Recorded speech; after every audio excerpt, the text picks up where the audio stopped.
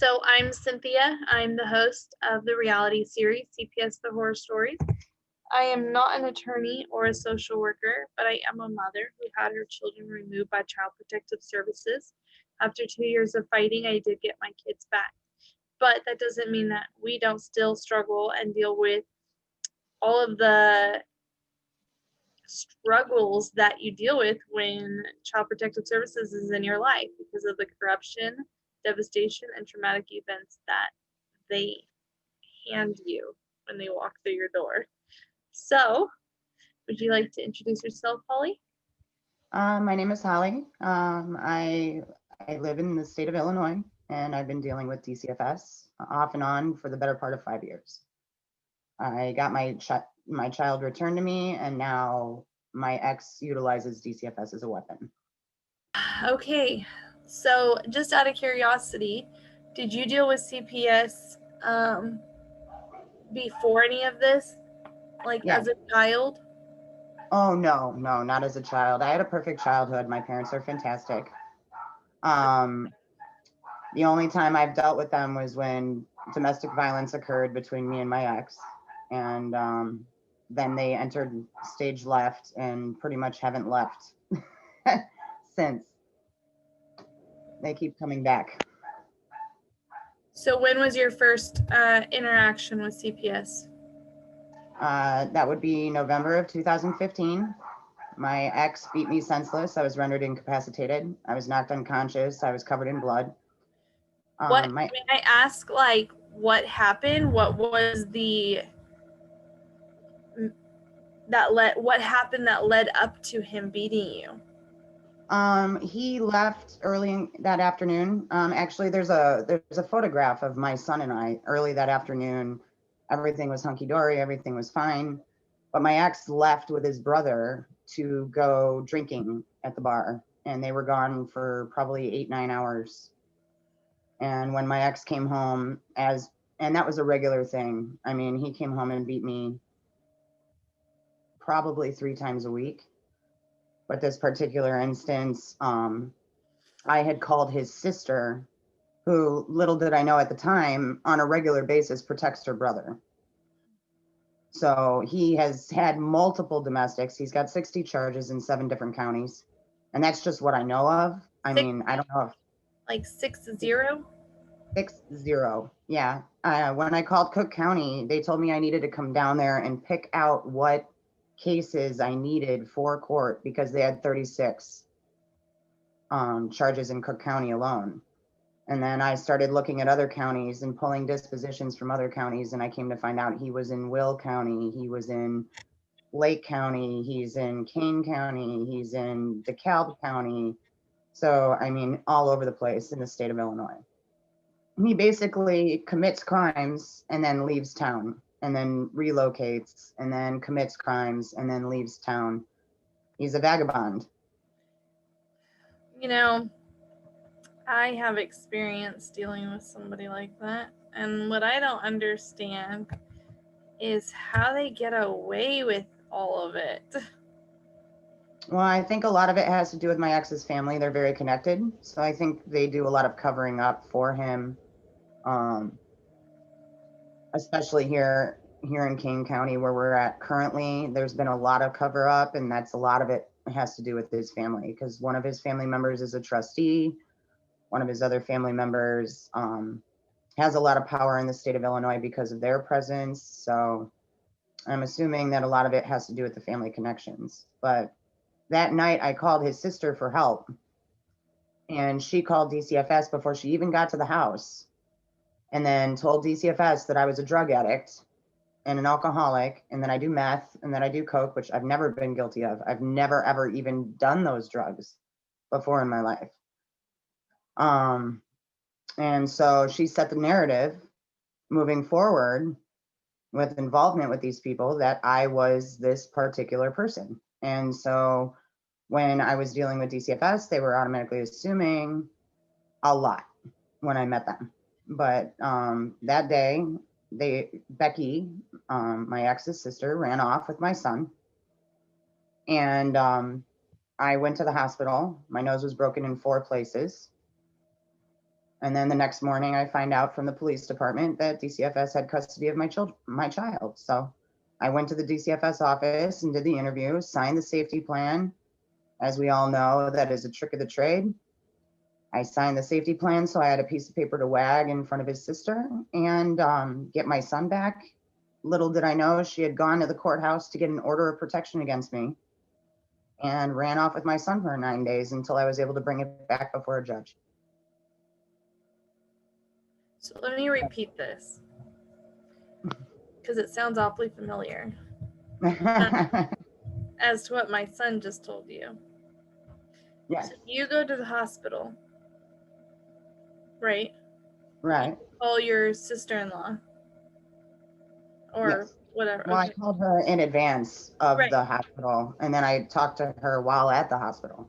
And you ask her to watch your child, correct? Well, no, actually, my ex gave her my child because I was taken to the hospital in the ambulance. So my ex gave her my child. And so at the hospital, I had thanked her because I was thinking this was an overnight thing.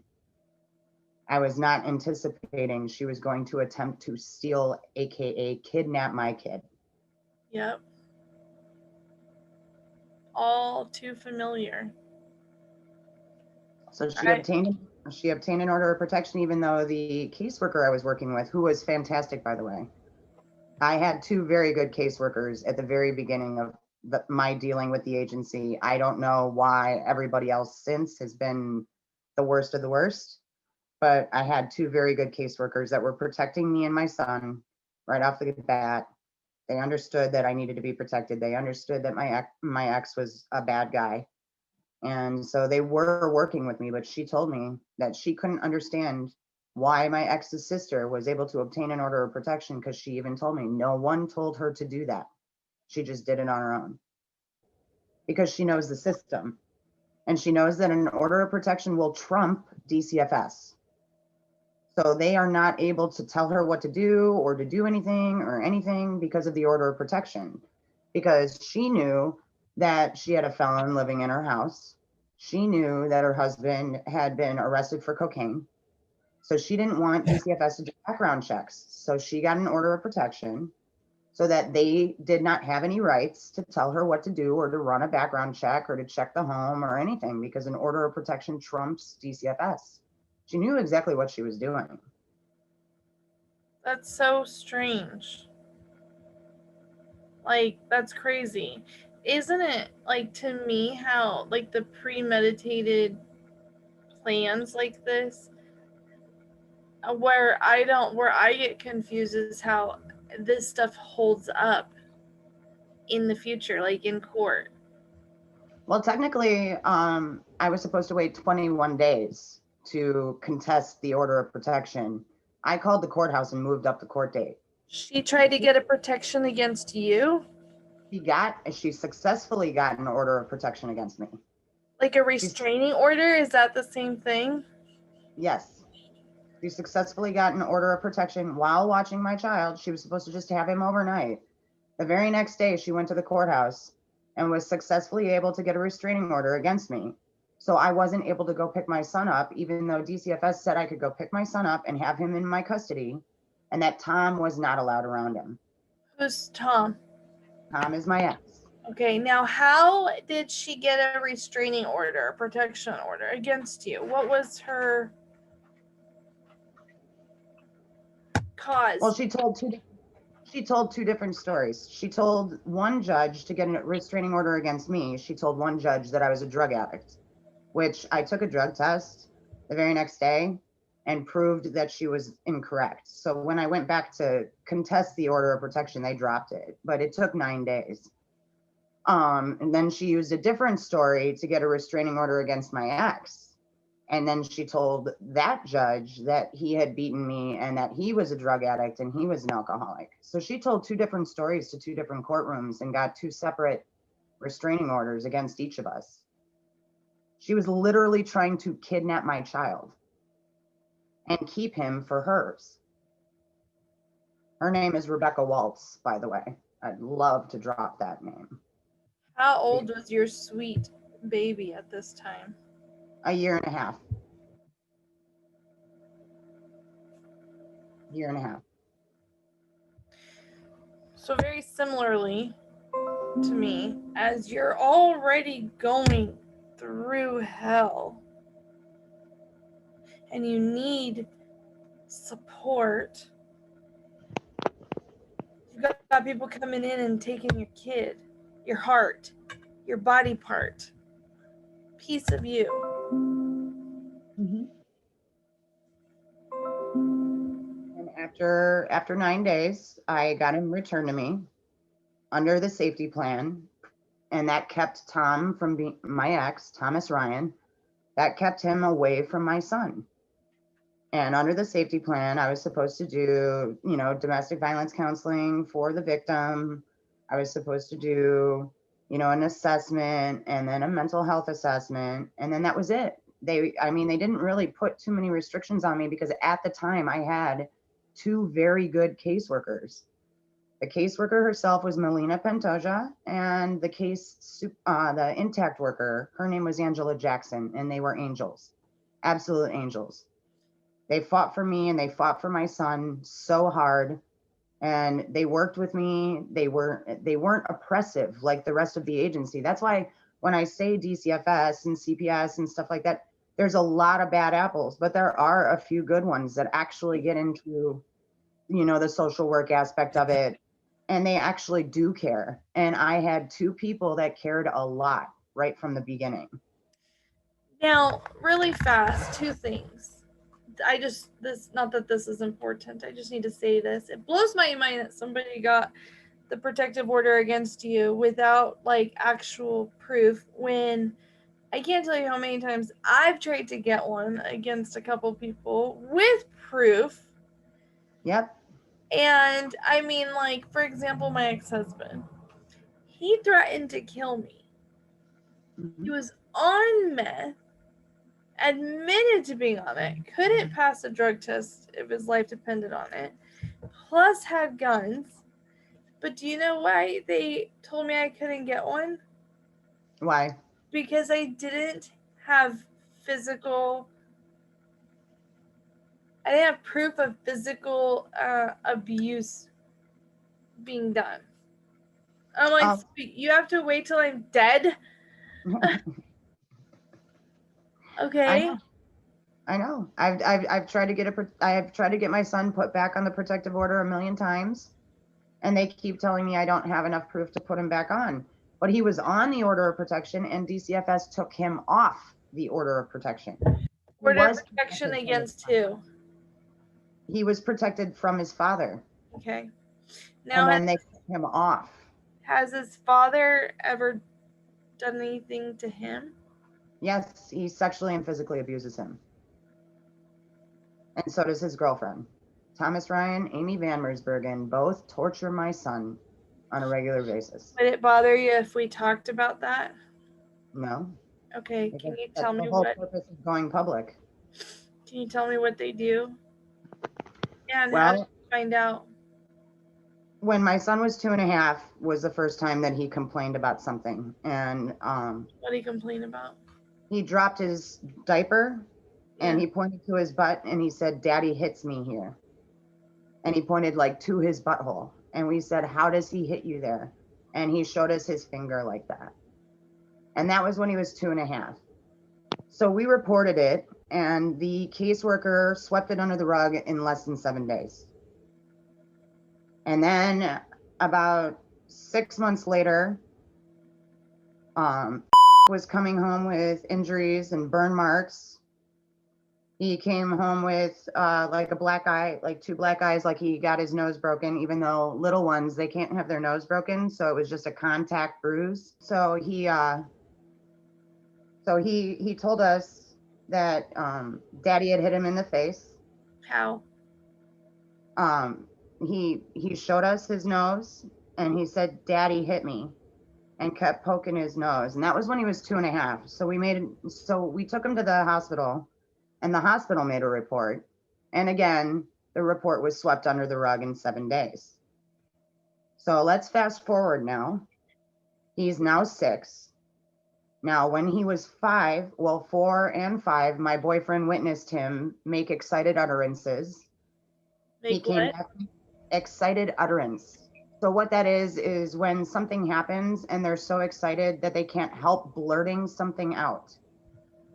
So while he was in the bathroom, um, he had just come back from his father's house. He'd only been at our house for about an hour, and he had explosive diarrhea. It went all over the bathroom, all over the walls, all over the toilet, all over the floor. He started screaming and crying, and he tells my boyfriend that that daddy had hurt him in his butt, that daddy had put things in his butt, and that Amy Van Mersbergen, that Amy was also burning him, and that Amy puts things in his butt. And then he also told my boyfriend that Amy and daddy pee on him. Yes.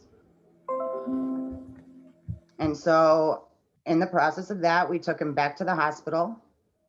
Now my son has had anal fissures. He's had bloody stool. He had the explosive diarrhea. I set a appointment with a gastroenterologist specialist, and my ex, Tom Ryan, his girlfriend, Amy Van Mersbergen, rescheduled the appointment to make it more convenient for dad. Otherwise known as, we don't want him catching what is happening to our son. So hold on. The appointment was for what? A gastroenterologist specialist. It was to Yeah. rule out any medical issue Okay. And having to they do, they rescheduled rescheduled. it? Yeah, it took me a month to get that appointment. And they called and rescheduled the appointment. And Amy Van Mersbergen is nobody, but she called the hospital and said she was stepmom, and then changed his appointment for a month later. So I called back and I said, you do not allow her to reschedule appointments. You take her off of the list of people that are able to do that, and you put me back on the day that I scheduled. Then when I went to take him, the doctor was discussing with me about doing a colonoscopy to check for injury, to check for scarring. And then almost immediately thereafter, my ex, Tom Ryan, took me to court, made something up, and got custody ripped away from me. So for 4 months, I had to jump through a bunch of hoops. Now this is where the judge enters, because I got that judge removed from the family court bench. Hold on really fast. What was the outcome of the doctor appointment? What did they say? He was about to schedule a colonoscopy and never got a chance to, because my ex got custody taken from me because he went into court and lied. What did he lie? What did he say? He said I was doing drugs, that I did this, that I did that. And I've got the court transcripts. I'd have to go back and reference in order to tell you specifically what he told the judge in order to get him to give my ex majority custody. But he had majority custody for about 3 months, just enough time to delay what I could have found. And now he's 6, and he's been disclosing to me that daddy sticks his finger in his butt and punches it. That daddy showers with my 6-year-old. That daddy touches his private parts. That Amy touches his private parts and makes him touch her. And I've tried to report this to the police. I've tried to report it to DCFS. But like I said, it's been the same supervisor, Tammy Brown Zilke, for every caseworker I've seen since my son was 2.5. It's almost like this woman is deliberately working on behalf of my ex. And now it's gotten to the point where I have over 20 audio of my son making disclosures, and it is obviously not coached. So right now I'm in the process of getting it into the hands of the right people. I made multiple USB drives. I put all the audio on them. Do you have your son? No, currently the agency gave my ex my son. So do you have visitation? Do you have... The caseworker refuses to work with me. He wants me to talk to him only on the phone. And I told him I'm only going to communicate with you via email because he lied in 2 different courtrooms. He lied under oath. He lies to my face. He lied to my father's face. So I'm not going to speak to the man on the phone at all for fear that he's just going to make something up. So I told him for accountability purposes, we need to communicate via email. And because I won't bend to his will, I haven't seen either child in 2 months. However, he has an investigation to conclude in less than a week, and he cannot indicate me because of lack of cooperation. And he certainly can't prove that I've been negligent to my children because I have emailed him every day since court. Every single day. But this particular caseworker was already involved with my ex prior to this phone call coming in, like 3 weeks in advance. He was already working with my ex. So after the phone call on October 9th, the following week, this caseworker went with my ex to get an order of protection against me. But because I anticipated that move, because that's the move my ex always makes, I was already there and I defended myself. And the family court judge did not grant the order of protection. Therefore, the caseworker, Carlton Shaw, decided he was going to screen us into juvenile court because he didn't get his way. And that's the only reason why I'm in juvenile court. The judge never granted care or control to DCFS at all. She just set parameters for the 60-day mark for the end of the investigation. And Mr. Shaw has absolutely no justification for anything he's done.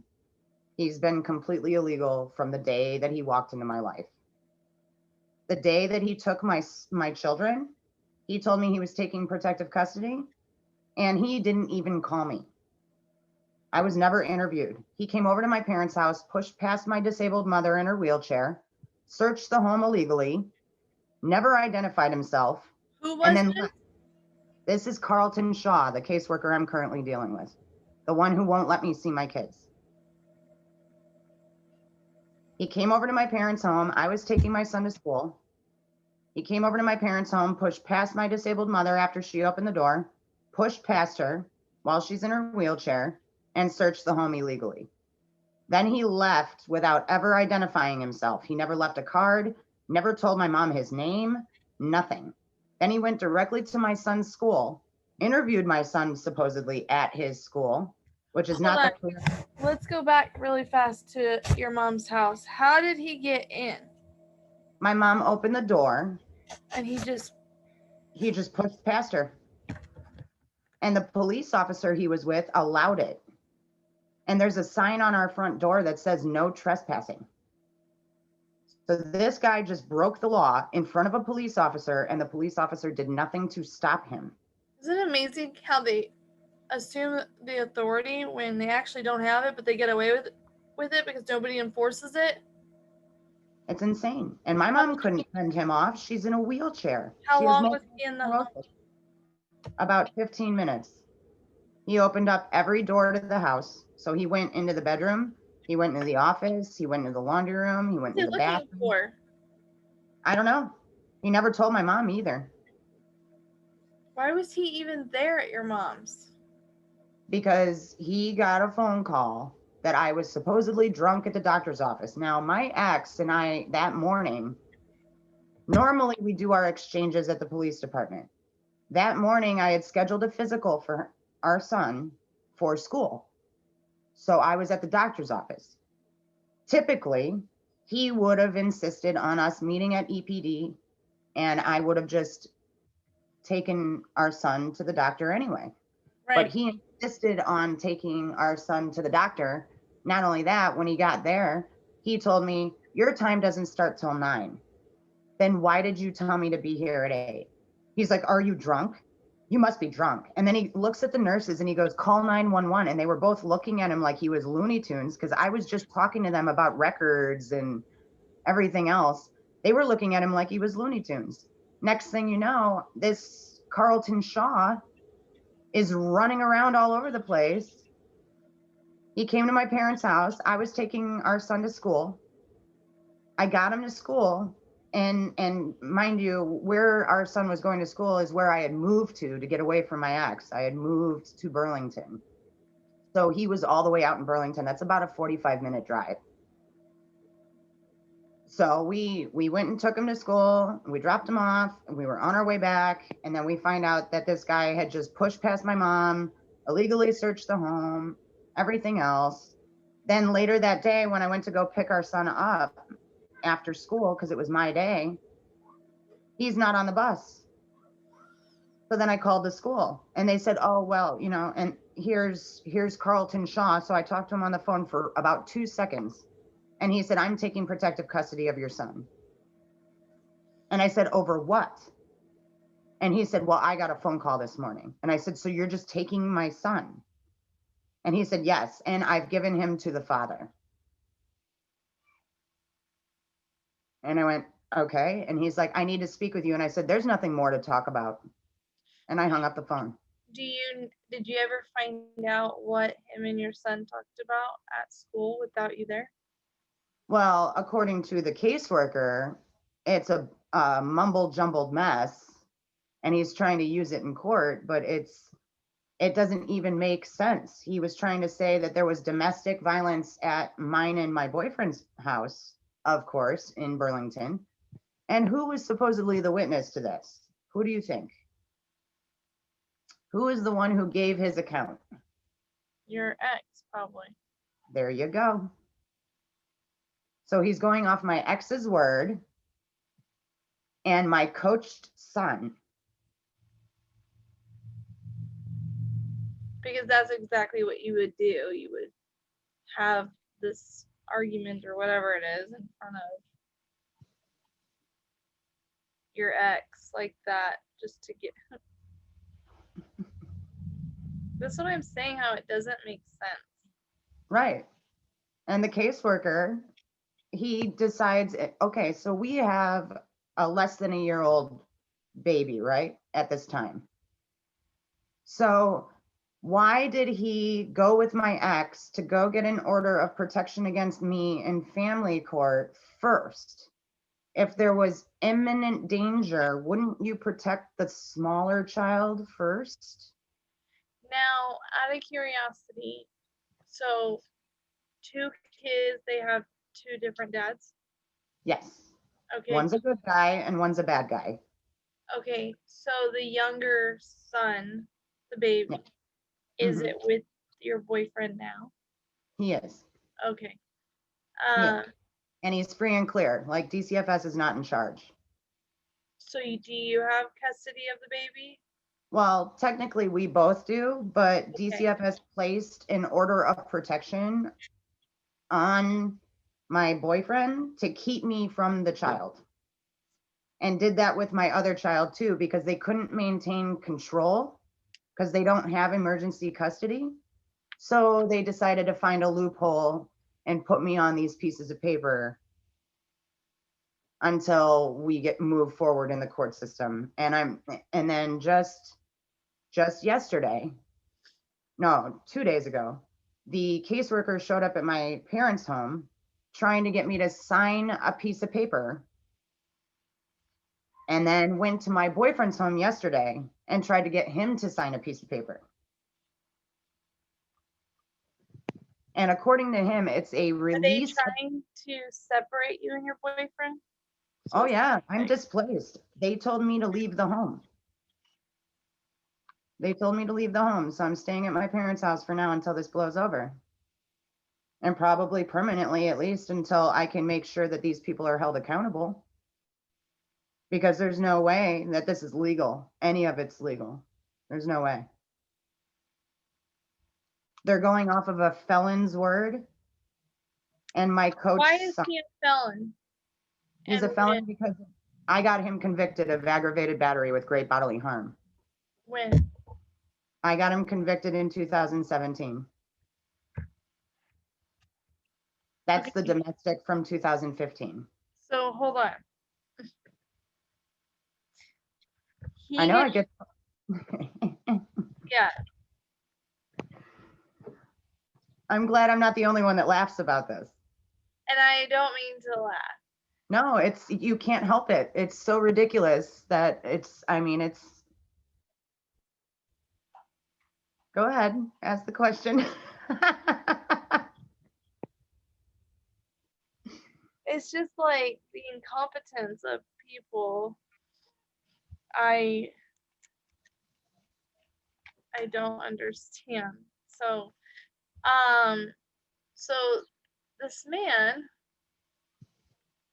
who beat, excuse my language, the shit out of somebody, you, Twice, gets, actually. okay, multiple times. Twice. Let's just pretend it's Well, once, for crying out well, loud. he's on record twice in King Yeah, County in the court system. but the fact that it happened once, let alone multiple times, and then he gets convicted, and this happened in front of the child, correct? Oh yeah. Whether in front or not in front, but he gets to have custody of the child, and now there's even proof, whether it's word of mouth, like your son saying these things, are physical abuse is happening, sexual abuse, that it makes me so angry. Like, it makes me want to be able to rip somebody apart with my bare hands. So I can't even imagine, as the mother. Well, my son even says on audio, and that's what I just gave to the casa. He even says on audio that daddy does it because of me. He hurts him because of me. He's even told my son that he wants to kill me. No 6-year-old should have to hear that dad wants to kill mom. See, my ex, I apologize. I don't know if I told you, they said I have COVID. Oh, wow. So my voice keeps going in and out, and I feel like everywhere, like my eyes are swollen. So it's so hard to keep them open. My whole body has like hives. Oh my I'm a gosh. mess.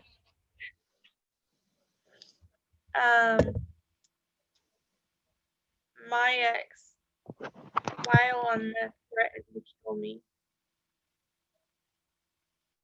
And my child called 911. And when he did, I mean, he was in my face.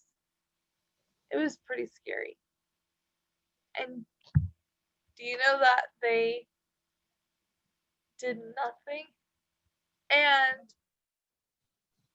my husband at that time was already had 2 strikes and was a felon for attempt murder and assault with a deadly weapon.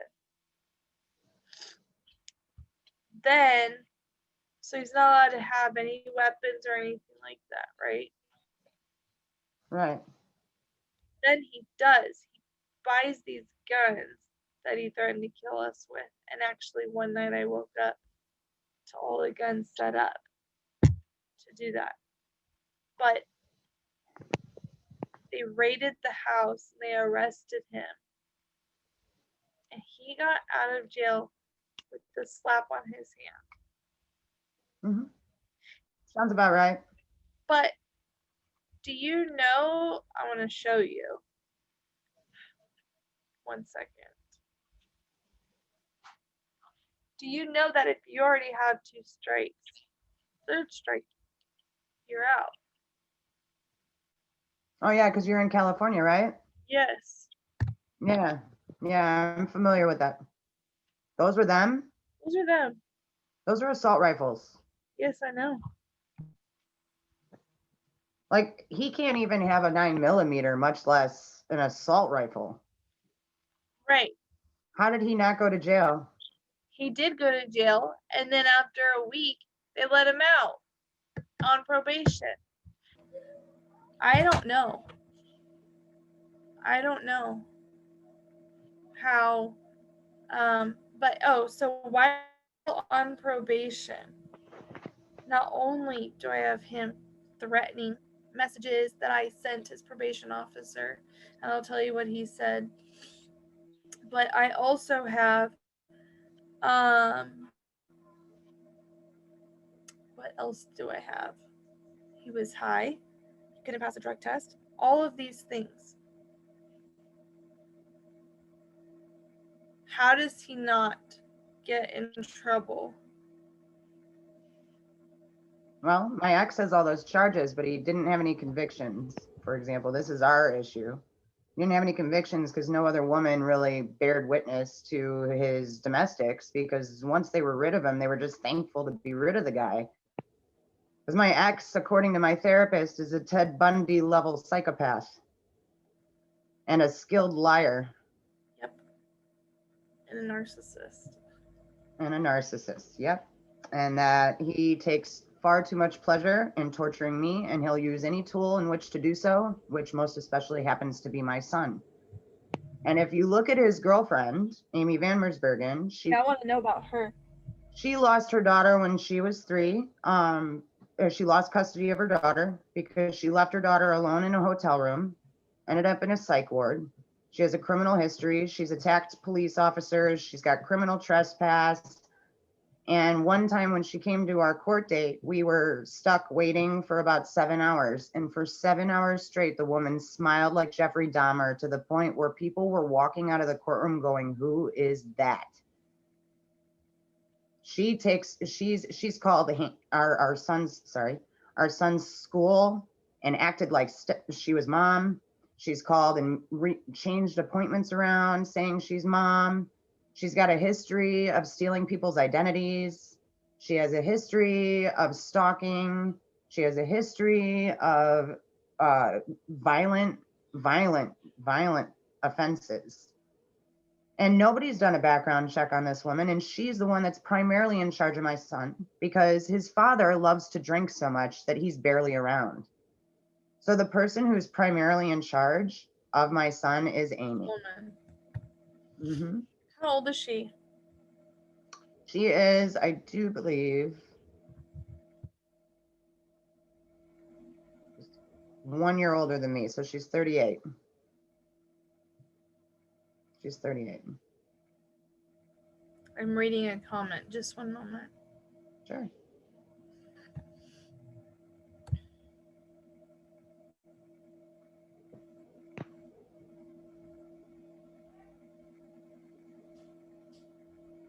And if you type her name into Google, the picture where like she smiles like a psycho is the first thing you'll see. I want to see that. I'm going to do that 1 second. Categorized as Twitter Dragon. Or Amy Dragon on Twitter. Amy Dragon. How do I spell? A-M-Y? Nope. A-M-E-E. Okay. V-A-N-M-E-R-S-B-E-R-G-E-N. And then you go to images. Yeah. Did you find her? The big smile up against a brick wall, right? Yep, that's her. That's who was in charge of my kid.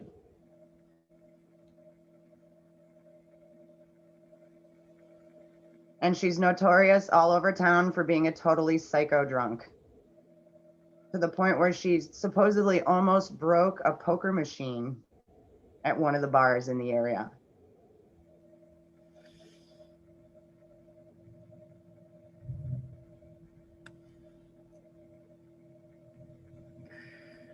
You don't have words, do you? That would scare me. Yeah. And I have video of her screaming at me when I came to pick my son up, because dad refused to take him to school. So I had to go over there with the police because of my order of protection. I can't go over there on my own.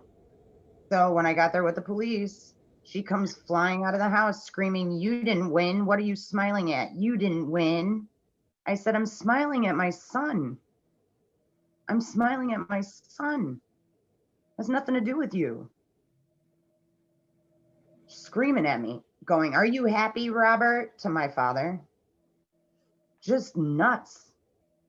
She deliberately keeps him in the house when I go to pick him up with the police. She deliberately hangs onto my son's shirt. She made him call her mommy. She'd send him home to me with painted toenails. I mean, she's just a Looney Tune. According to my son, she dressed him up in a dress because she's trying to relive that she lost her daughter. And then the one time that I went to pick my son up from the police station, her daughter was with her, and her daughter looks just as stone cold crazy as mom. How old is the daughter now? She's 15. And the only reason why mom gets to see her at all is because dad's dead. Dad Wait, so just hold on. passed. Does daughter stay there at mom's house? No, the daughter was with her father all these years Right, but I'm in saying Minnesota. now does No, she came to visit. okay. She was only there for about a week. That's the last thing you need is another person there doing something to your son. Well, one of the benefits to this weird order of protection that they placed on my ex to keep me from my son is also, that's the only condition, but my ex has to not hurt my son. He has to take him to the doctor's office. He has to report every little bruise, cut, scrape, anything.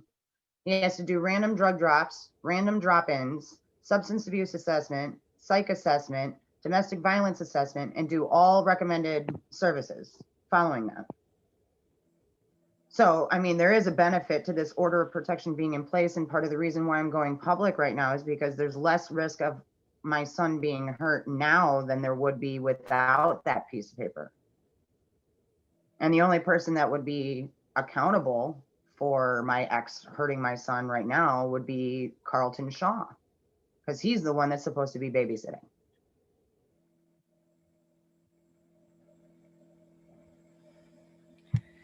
So for sure nothing's happening to your son right now.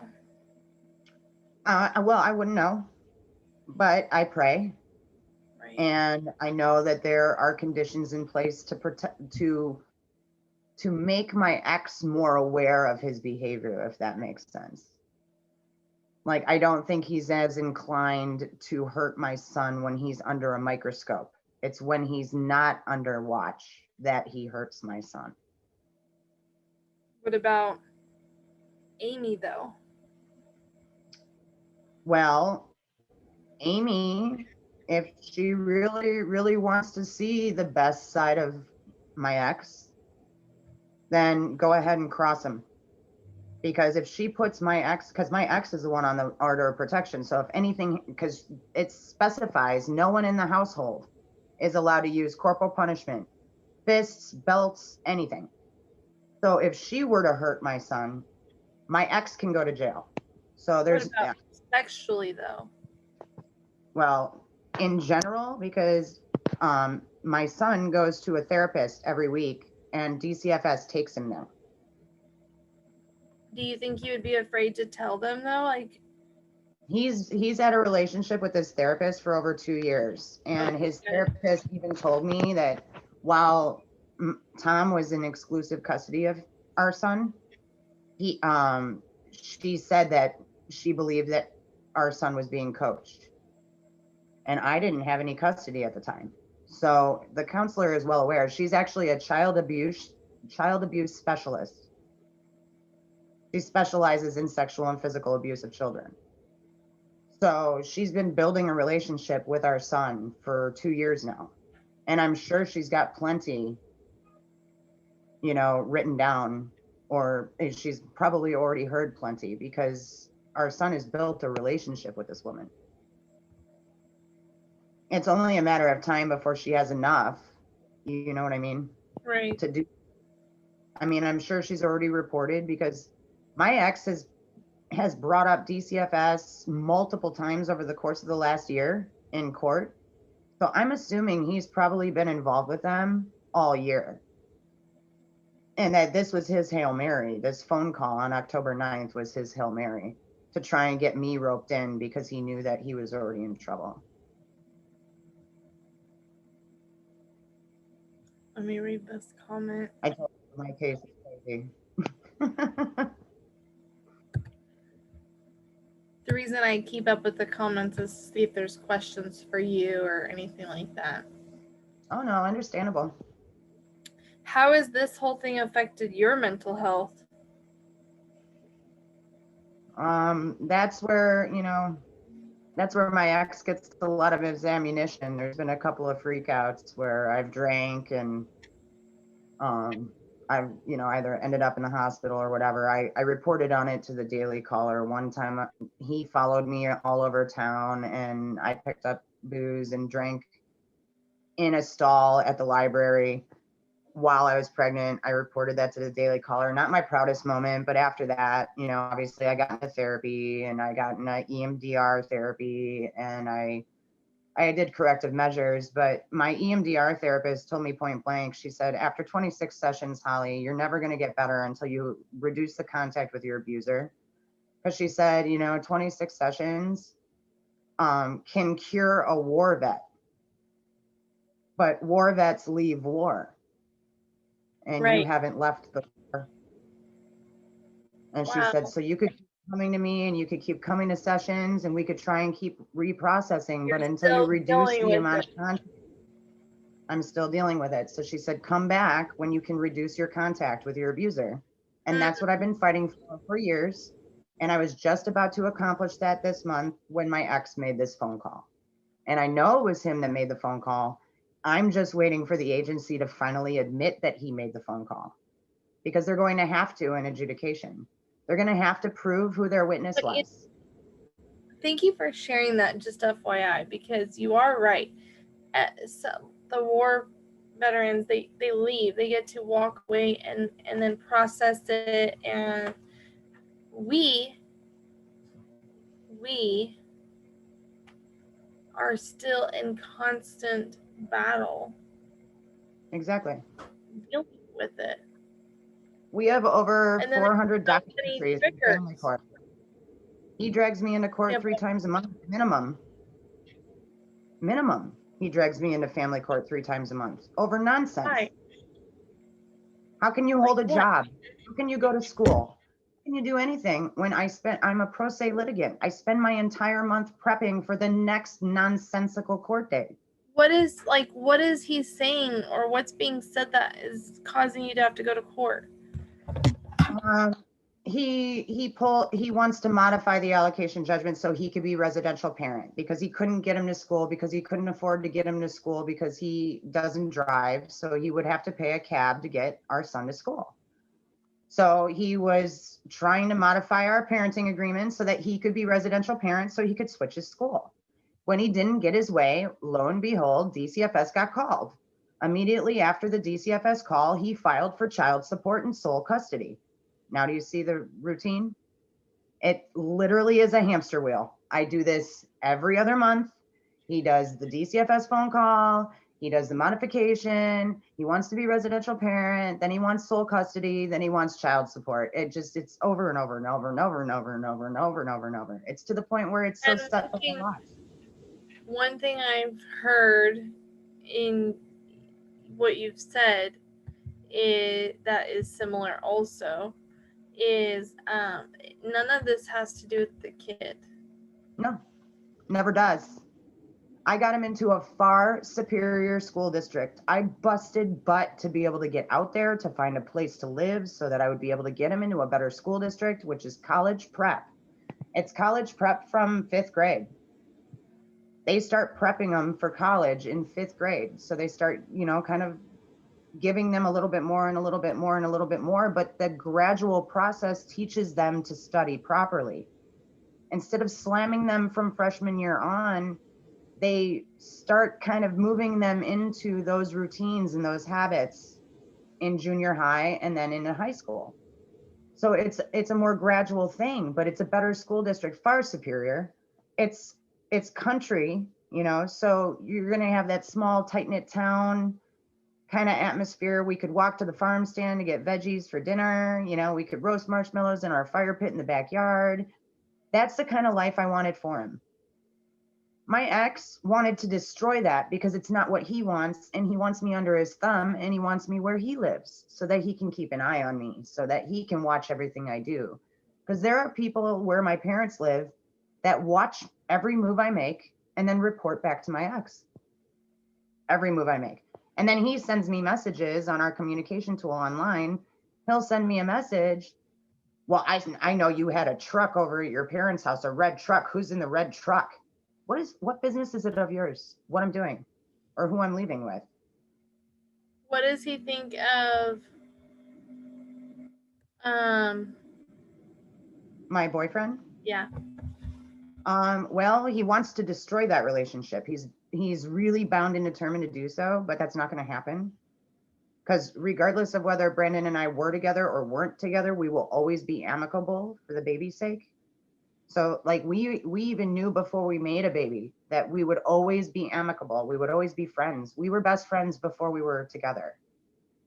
You know, because Right. when I first met him, I had 2 years of being single. When I say single, I mean I didn't date anybody because my ex tainted me so bad. So I didn't want anything to do with anyone. My boyfriend, Brandon, he had to really work to even take me out to coffee. And even then we built a friendship before we built anything else. So regardless of anything that happens or what my ex is trying to accomplish, we are always going to be best friends and we are always going to love each other no matter what. Whether we're together or we're not together, we're always going to love each other. Right. And make sure that we foster that. And that's for Dylan's sake and for our own sake because we care about each other. Right. So the problem my ex has is Tom Ryan is 51. He turned 51 on November 30th. And Brandon is 37. So hang on a second. He's old. Uh-huh. And not that like there's a type with age and all that stuff, but he's that damn old and he's freaking touching his own son. Mm-hmm. And he doesn't have a job. He barters and works for cash. He doesn't have he never graduated high school, doesn't even have a GED. He dropped out of high school when he was 14. He was dishonorably discharged from the Navy. He doesn't own anything. He doesn't drive. I mean, literally, I don't really know. He caught me at a vulnerable time in my life and he got lucky that I was vulnerable. That's pretty much how that went. And I got pregnant too fast, so And I can imagine you get asked, well, what did you see in this guy in the first place?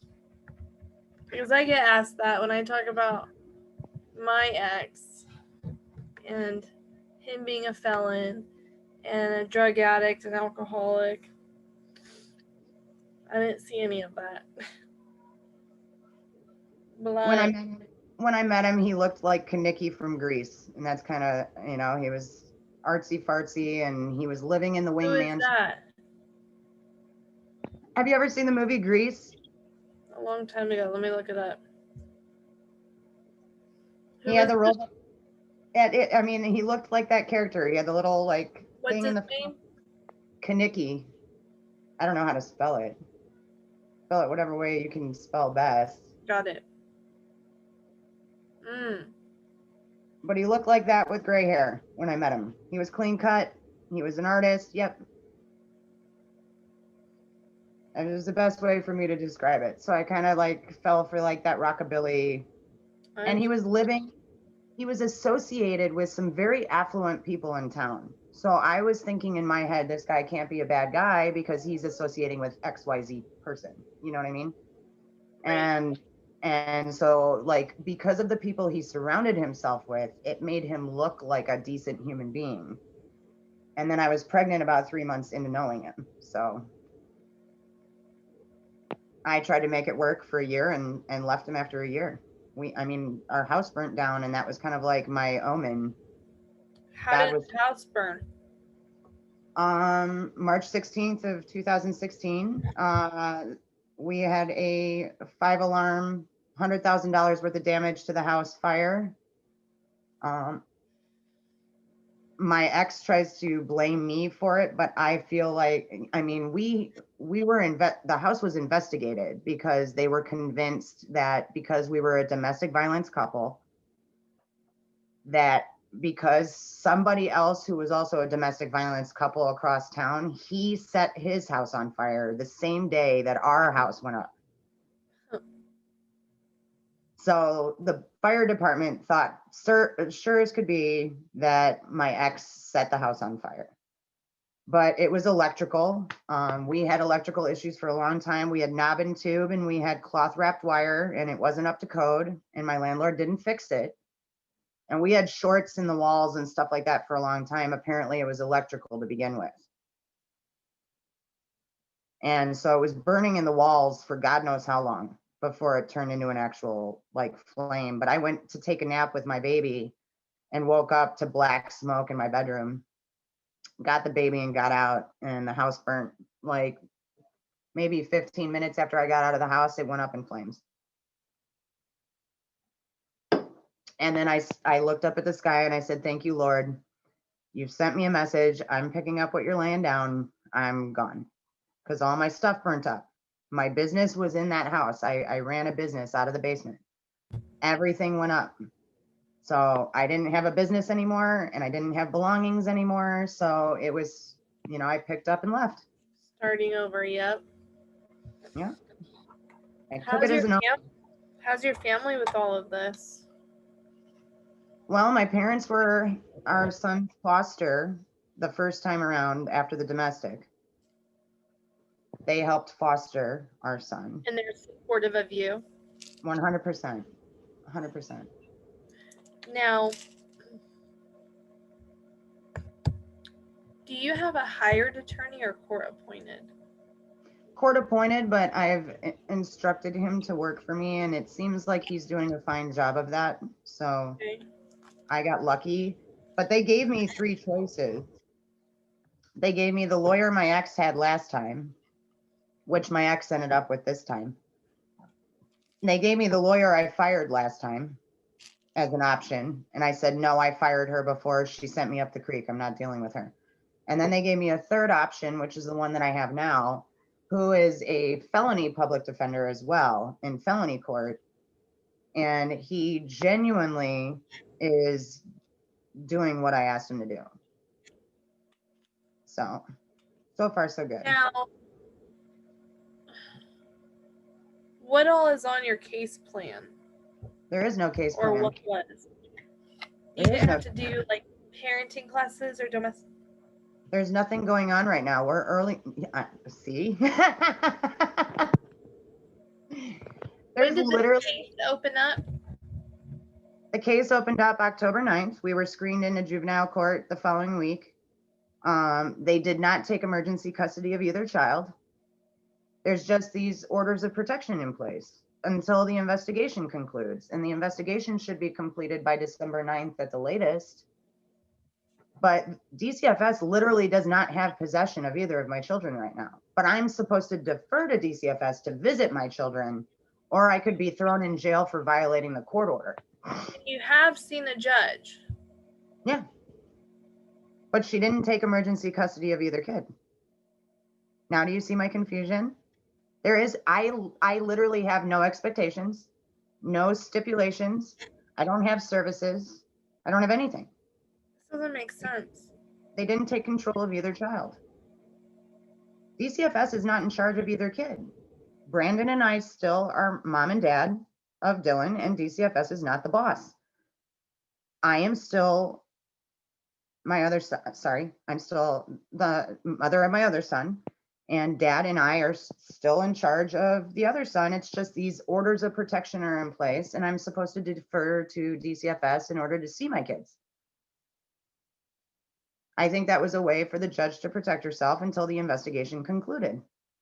She was probably waiting to see if during the investigation, if there isn't anything that you shouldn't not have your child right now. Or be able to sleep. Now do you see my dilemma? Well, yeah, I see a lot of it. I mean, I sent you the timelines and everything so that you could get a better scope.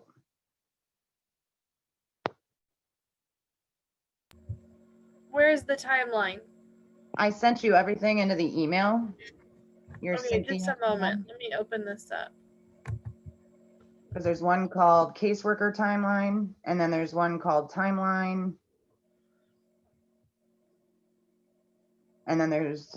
So let's go over the day that CPS got involved again. I'm sorry. I know I'm making you repeat yourself. No worries. Good Just job. don't mind me though, because I'm gonna walk for a minute. So when they took, well, okay, tell me again. How was he taken? Your sister-in-law, right? Had him. And then, so CPS. No, that was years ago. Oh, so how did this time? How did was they years take ago. your son? This most recent time.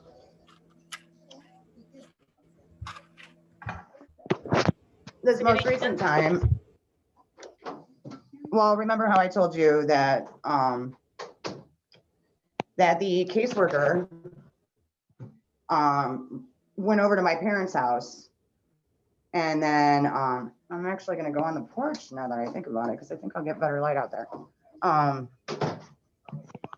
When he went over to my parents' house and he pushed past my mother, that's this particular case. Why does it say pro se? Well, because in family court, I'm a pro se litigant. So I don't have a lawyer for my family court case, but I have a public defender for this one. And the worst part is that this caseworker this time claims that he got the phone call on October 9th, but then when he was in front of me, he handed me a piece of paper dated October 8th. So if you got the call on October 9th, then why are you giving me a piece of paper saying charging me on October 8th? Right. Right. All right. You did everything wrong. I know I had cut you off. So let's do this again. Tell me again. This time, so they broke into your mom's house. Well, they didn't break in, but you know what I mean. They might as well have. That's what it sounds like they did. And then what? Okay, so Zoom really takes fast. a lot When's your next court hearing? My next court date is December 11th. Okay. And that's the pretrial conference. Let's do another part after that court hearing. Sounds good. Sounds good, yeah. And then you can go over everything, because I gave you all of the information you could possibly ask for in your email. So you would be able to like kind of go over the case and stuff before we talk next, and then kind of get an idea of the whole background, because I've typed up timelines. It's got names and who I talked to, when I talked to them, everything. So everything's in there. Perfect. All right. Holly. The other thing I would like you to do on Saturday, I'd like you to call in our radio show. Okay. What time is that? From 7 p.m. to 9 p.m. Okay. You can message me to confirm, but I want you to wrap your story up in a nutshell, and I want my attorney to hear this, and I want to know what you should do on your court hearing. Sounds good. All right? All right, sounds good. Okay, Holly. Thank you so much. Thank you very much. You have a great day now. You too. Bye. Bye.